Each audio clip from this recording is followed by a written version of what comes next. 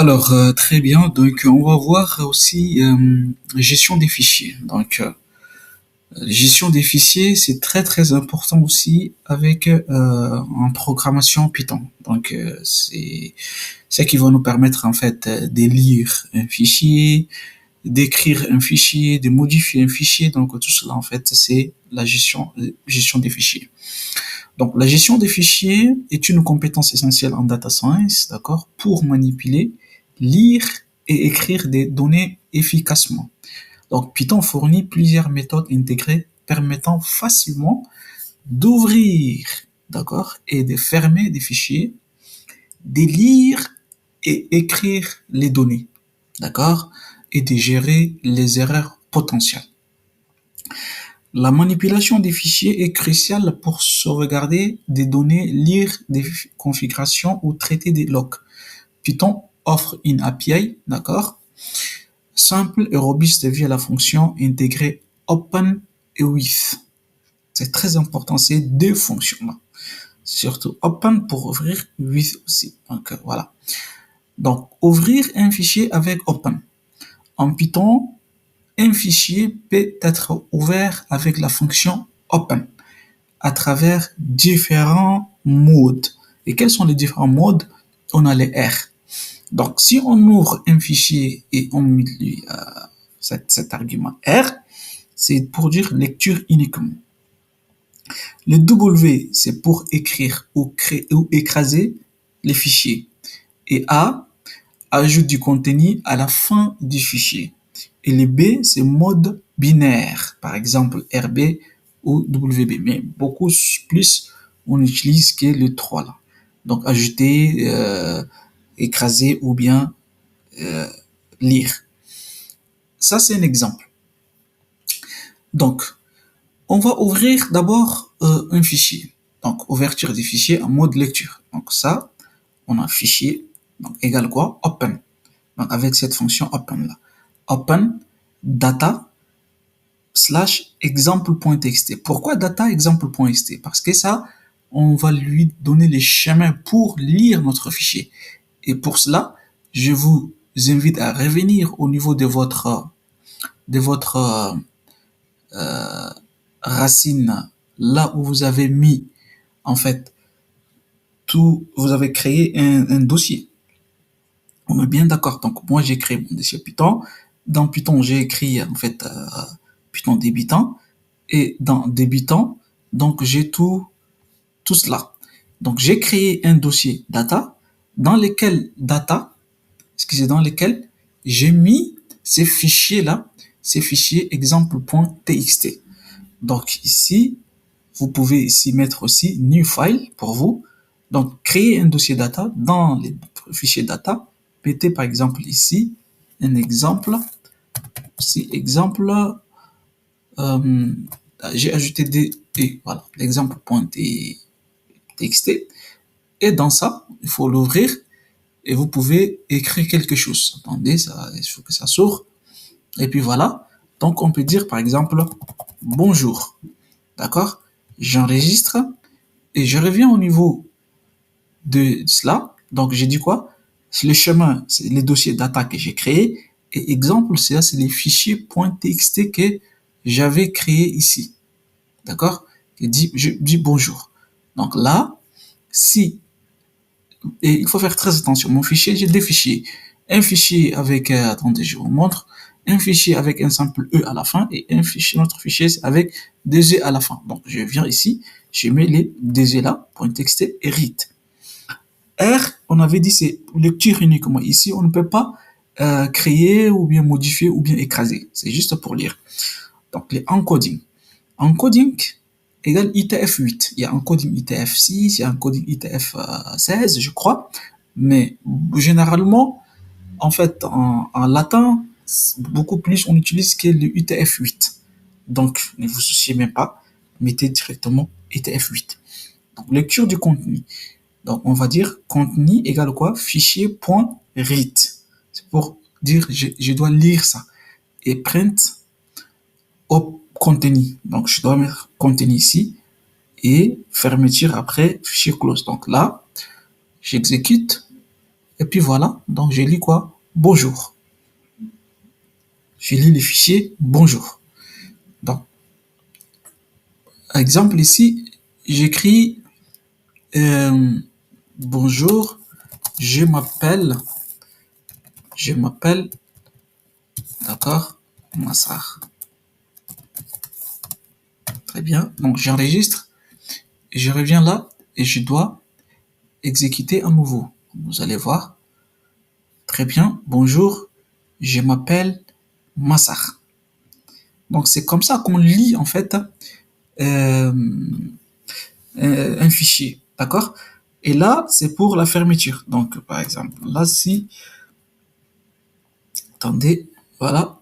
Là par exemple, si vous êtes sur Visual Studio, donc forcément il faut mettre fichier et point close pour dire qu'on ferme les fichiers, d'accord?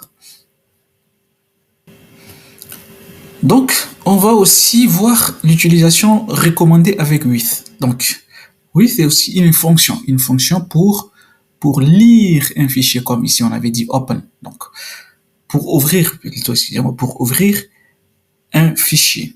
D'accord?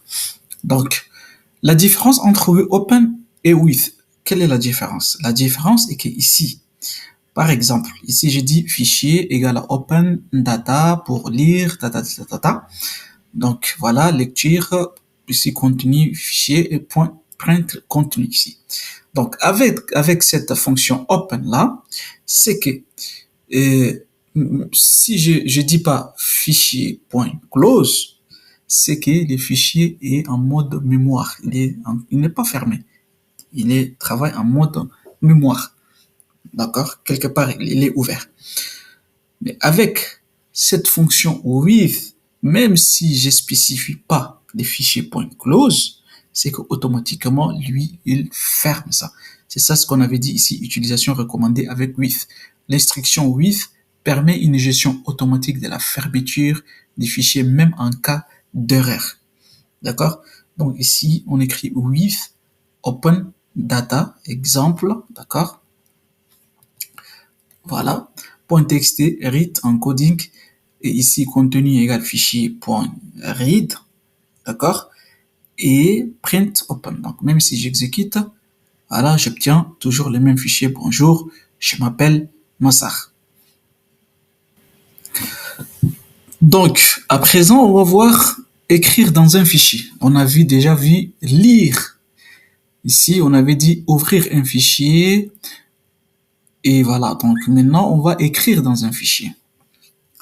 Donc ici, read, on avait dit read, c'est pour lire. Et je vous ai montré avec les deux fonctions différentes en fait. La fonction open et la fonction with. Maintenant, on va voir écrire dans un fichier. Pour écrire dans un fichier, on va utiliser le mode W, c'est-à-dire W pour écraser, ou A pour ajouter à la fin. Donc ici, c'est ça, on avait dit W, écrire, écriture, ou créer ou écraser les fichiers. Et A pour ajouter du contenu à la fin du fichier. Append. A veut dire append. Donc ici, si je mets ici data, nouveau fichier, d'accord? J'exécute, il y aura une erreur. Pourquoi? Parce que j'ai pas encore les nouveaux fichiers au niveau, voilà. Donc, je reviens au niveau de la racine. Voilà, je trouve quoi? Un nouveau fichier. Voilà. Donc, vous allez voir.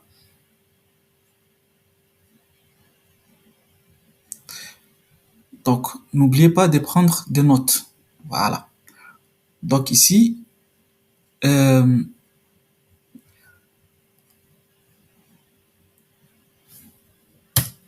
ok, donc je mets W. Donc data, nouveau fichier et W. Donc ici, vous allez voir dans ces fichiers-là, dans ces fichiers, nouveaux fichiers, donc je n'oubliez pas de prendre des notes. N'oubliez pas de prendre des notes deux fois. Donc là, j'ai mis W. Si j'exécute, voilà, et je retourne au niveau de mon fichier, Donc, je retrouve normalement, je l'actualise, d'accord? Voilà. Et là, il a effacé, il a écrasé en fait. Il a écrasé. Donc, euh, là, je réexécute encore, il va écraser les secondes. Voilà. J'actualise ici. Et voilà. N'oubliez pas, très bien. Donc,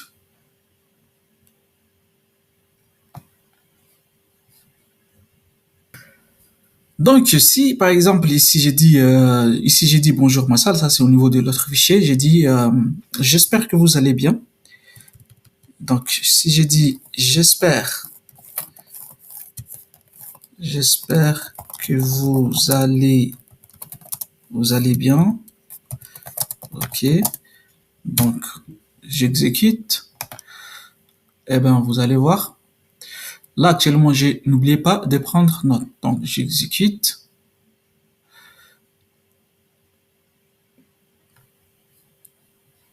Voilà. Donc il a écrasé de prendre note, il a remplacé par j'espère que vous allez bien. C'est ça le mode write, écriture. Donc ça écrase. Donc ça écrase ce qu'il a et ça remplace en fait. C'est ça ici ce que on avait dit. Donc écriture crée ou écrase les fichiers. Voilà. Donc, mais là, par exemple, on va ajouter sur ce qui est là, donc dans les fichiers, d'accord. Là, j'ai dit j'espère que vous allez bien. Donc on va se retrouver très bientôt. Donc là, je vais dire on va se retrouver, on va se retrouver, on va se retrouver, d'accord, très bientôt. Donc vous allez voir, si je laisse les modes write, d'accord, le W, il va écraser le j'espère que vous allez bien. Donc là, je dois remplacer par le mot a append pour l'ajouter à la fin. Donc j'exécute, d'accord. Et là, je reviens au niveau de mon fichier. Là, pour le moment, j'espère que vous allez bien. Donc j'actualise, d'accord. Et puis voilà, donc là, il a ajouté, on va se retrouver très bientôt.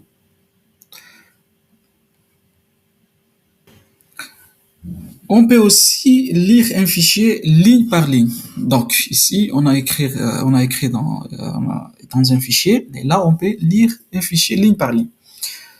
Donc, c'est utile notamment en data science lorsque le fichier est très volumineux. Donc, par exemple, on a with open, d'accord, data, les nouveaux fichiers, d'accord, read ici, encoding toujours UTF-8, comme je vous ai dit, as fichier, c'est-à-dire qu'on va nommer. Ici, for ligne in fichier, d'accord, print ligne point extract. Donc là, si j'exécute, vous allez voir. Donc, ligne, on a, j'espère que vous allez bien. On va se retrouver bientôt. On va se retrouver bientôt. Très bien. Donc là, si euh, je reviens ici au niveau du fichier, j'exécute.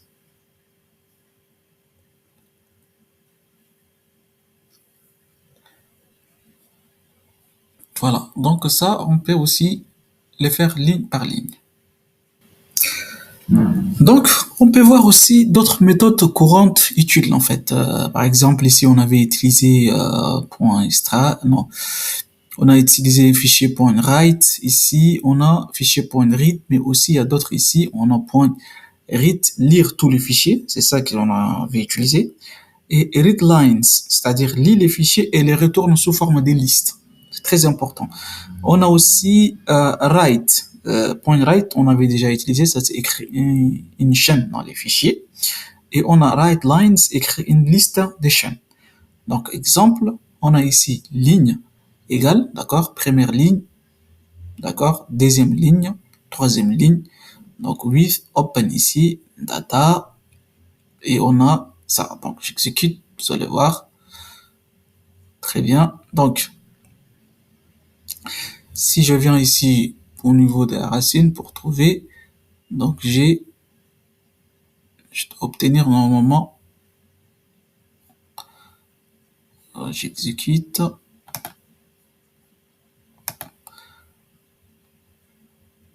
voilà. Donc voilà, si vous affichez, vous venez ici au niveau de votre racine, donc là, ça s'ajoute ligne.txt et vous allez voir que on a première ligne, deuxième ligne, troisième ligne, etc. D'accord? Donc ici, on peut continuer jusqu'à quatrième ligne, etc. D'accord? Et ça, on avait dit les write line, c'est écrire une liste des chaînes. Donc, il nous a fait une liste des chaînes. On peut aussi lecture avec readline, d'accord? Pour ici lire. Donc ici, sous forme, ça va nous afficher sous forme des listes. Voilà. Première ligne, deuxième ligne, troisième ligne, première ligne, etc., etc. Donc si je réexécute, j'obtiens encore. Donc voilà. Voilà en grosso modo les gestions, la gestion des fichiers.